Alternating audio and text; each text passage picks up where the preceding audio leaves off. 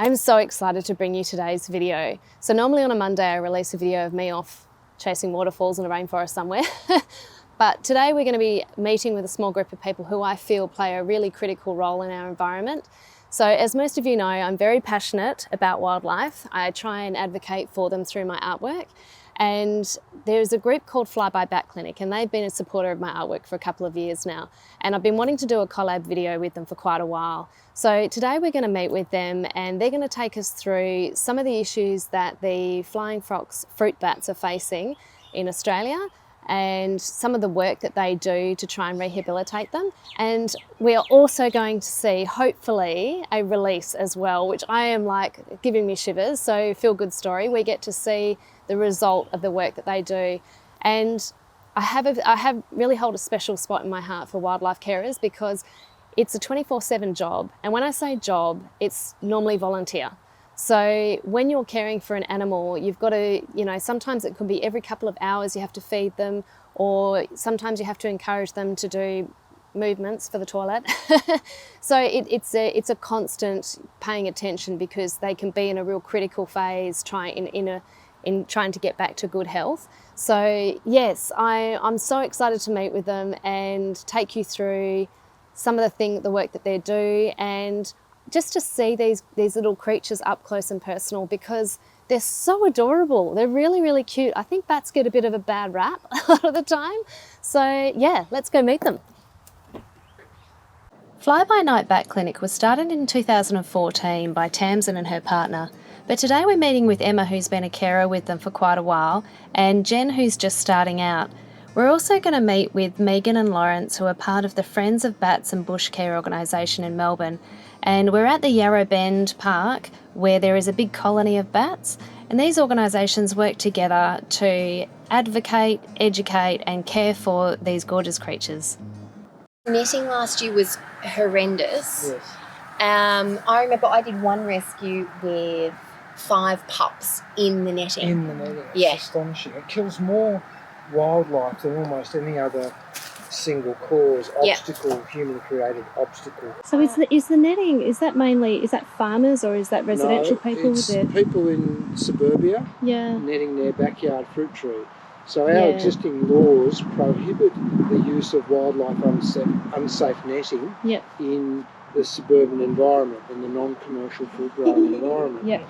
Unfortunately, people continue to use illegal netting that traps and kills flying foxes, but also owls and possums and birds as well. Wow. We took 23 dead lorikeets out of one net, strangles them. So the netting you buy in the dollar shop, the thrift shops, it's usually illegal. And a lot of netting they buy online is illegal. Its apertures are larger than 5 mil by 5 mil. So 5 mil by 5 mil, which is about a biro, is legal, and less is legal. But the bigger, anything over that, the bigger the aperture, the more deadly it is for wildlife. Yeah. They get their heads through, their wings through, and tangled up. And they're killing listed species, threatened with extinction species, like the grey-headed flying fox, that's declined by over 95% in the last 100 years. This is a forest-building animal that will go between Melbourne and Queensland its whole life building forest. We're killing them every night because people are continuing to use illegal netting in Victoria. Such a simple solution. We need enforcement of the existing regulations. Yeah. His mum was found on barbed wire and she passed away in care. Yeah. And how long can this one stay in care before it can be released? He'll be in care now until we start up the soft release program, which will be probably February, March next year. Okay.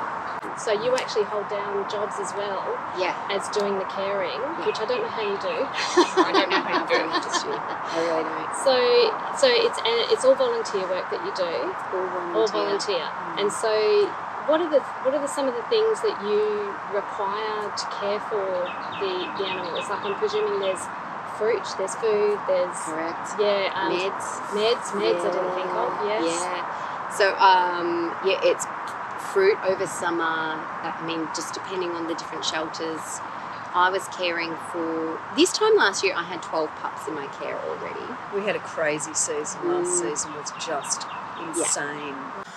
we were paying hundreds of dollars in fruit per week, plus we had donations on top of it. So we do get some support from Woolworth stores. They will give us leftover fruit, but it's not always enough to sustain all the animals that we have in care. So we usually end up having to supplement fruit out of our own pocket as well. Wow. But we were lucky last year. We did get donations from various groups as well because we had it was an emergency. We were having this very strange season where mothers were abandoning their pups. So is that a common thing? No, very uncommon. I wonder if it was do you think weather patterns maybe? Food. Yeah, okay. Maybe weather related. It's hard to say. Yeah. Wow. Definitely. So we released 418 bats. Oh my goodness. First release this year, we've just released another 75. Wow, So that's how many a bats lot. babies came into care. Yeah. It was crazy. It was huge. So usually what happens with the little ones is once they reach a certain age, they need to go into what we call creche or bat school so that they can sort of de-socialise, the word. Yep, we know what you mean. Socialise with bats and not humans and become wild animals again. Yeah. And then from there they go into the soft release program that Megan runs. Which I think you're going down to. Yeah. So they'll need to sort of relearn from the older bats, I'm presuming, like on how to behave. Bats in there as well. Yeah. But I mean, it's more about dehumanising. Yes. As well, Yeah. Getting the exercise to be able to fly. Yeah. The medication, I'm presuming, is all out of pocket? All out of pocket. Yeah. I'm really, really lucky. I have an amazing vet who donates her time. I was about to ask that too. And her surgery is more than happy for her to donate her time and for us to actually go in there. And we would go in there. She would spend half a day with us some days. Most weeks we'd be in there 2-3 times a week with bats, only bats. And she would spend time with us doing operations and x-rays and ultrasounds and you name it, but we would always pay for our meds ourselves. So the aim of this video, everybody, is that if you want to be able to help, I'm going to link in the description below in the video of so you can donate direct to Fly By Night Bat Clinic.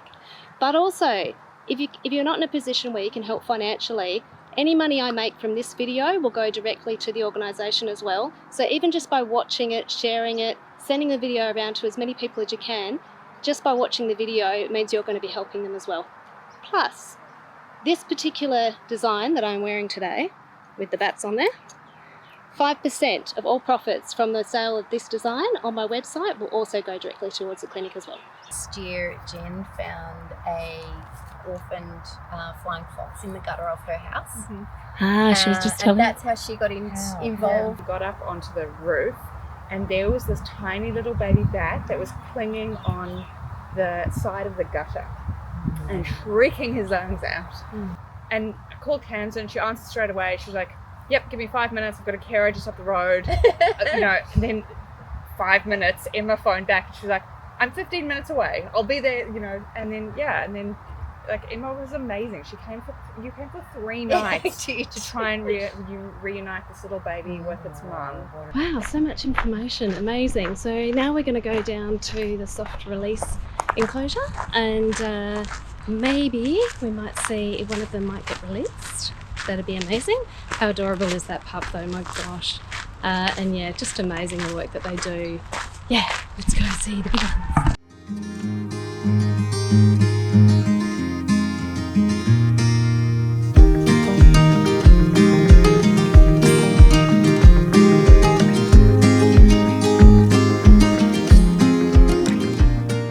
What we're going to do today is just see that this little mama can fly. So she was found on a gate on a busy road. Potentially she was hit by a car, but we're not 100% sure. It's difficult to say how old. She's definitely given birth more than once, I would say.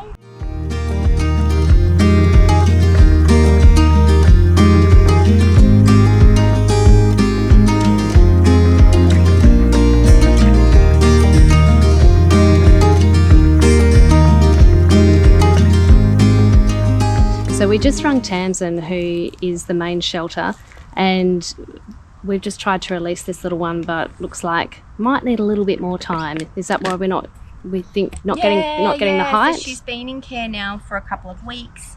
She's getting height, but it's not at a sustained level where we would feel comfortable her being able to make it out in the wild without any complications. So what we'll now do, she's been at my place, I don't have a flight aviary. Okay. We'll now get her into a flight aviary so she can get a little bit more exercise before she goes back out into the wild.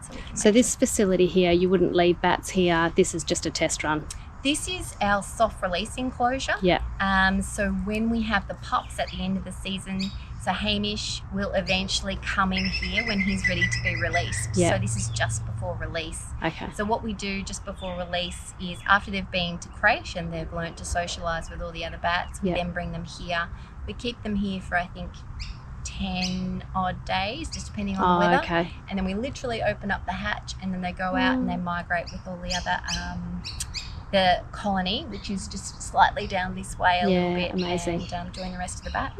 Because he's come in at such a young age, he's quite comfortable and he sleeps through the night, so there's no problems. The little ones that have come in after being on mum for 3-4 weeks, normally when mum starts to leave them in the colony at 4 weeks, so what they'll do is where you saw most of the males hanging out, and then females will hang out together as well. So when they fly out, when their babies are old enough, they'll put all their babies in one tree, so they create a creche tree.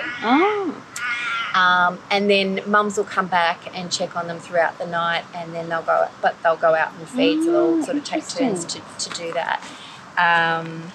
Those ones that come into care where mum's been injured or hurt when they're older, once it hits that sort of fly-in time, so that's the other thing to look out for too. If you're hanging around here, watch fly-in. Fly-in is just as spectacular as fly out to see. So we tried to do reunites at fly-in. And you hear the mums calling for their babies, well, their pups, obviously they're too young at the moment, but when the pups are left behind, you'll hear babies crying and mums crying, and they're flying around, and you'll see them all sort of catching up with each other again, and it's just the most magical thing to see is a mum and a pup reunite. It's absolutely magical. But they're the ones that when they come into care at sort of sunrise, you'll hear them crying. So often what we'll do is we'll just pop them on us and jump back into bed again.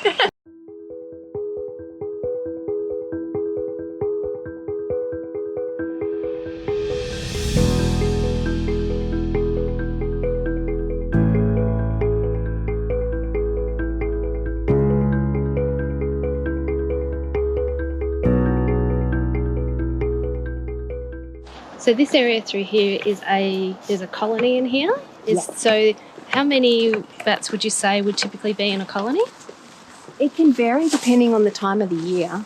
So I think at the moment, it could be even a couple of thousand at the moment. Yeah, wow. It can go up to tens of thousands.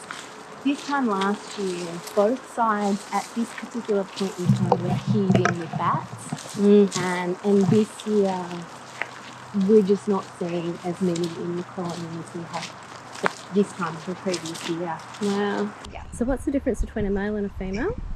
Male and females are identified exactly as you would identify a cat or a dog. It's pretty obvious when you look at their anatomy which is which. Wonderful, Yeah. thank you. So apparently they also get asked how they go to the toilet, which I now understand makes sense, because if they're hanging upside down and they go to the toilet, that would be quite unfortunate. So apparently they do flip when they go to the toilet. I am in bat heaven. They're everywhere. All behind me, all up here. It's everywhere. It's everywhere.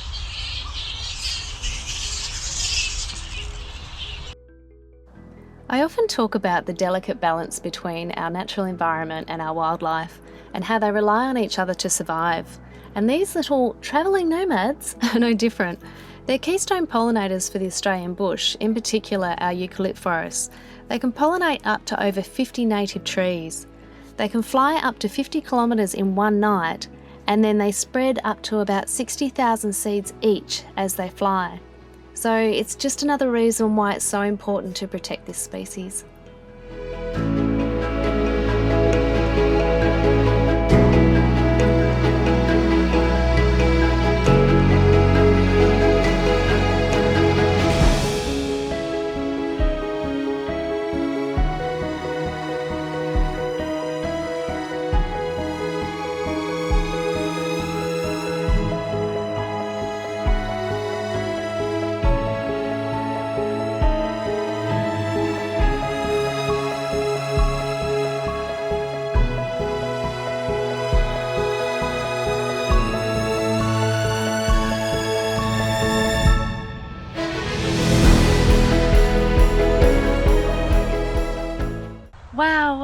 say that was so amazing to see the bats up close and the little baby ones. Oh my God, so adorable.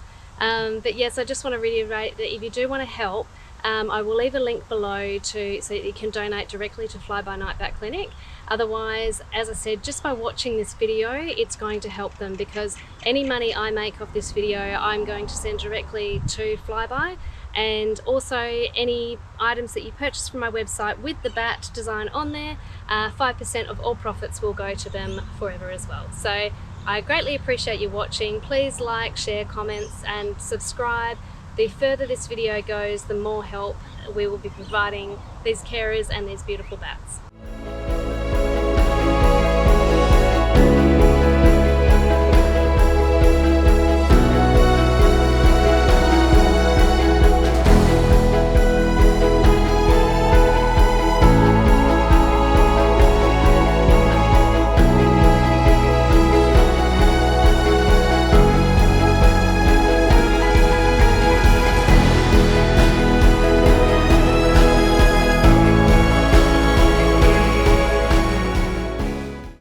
Thanks so much for watching that video. If you haven't met me before, my name is Christy. I live, work and travel Australia in my van Gypsy. I am an artist and my artwork is available as prints or on t-shirts and bags on my website. The link is in my bio.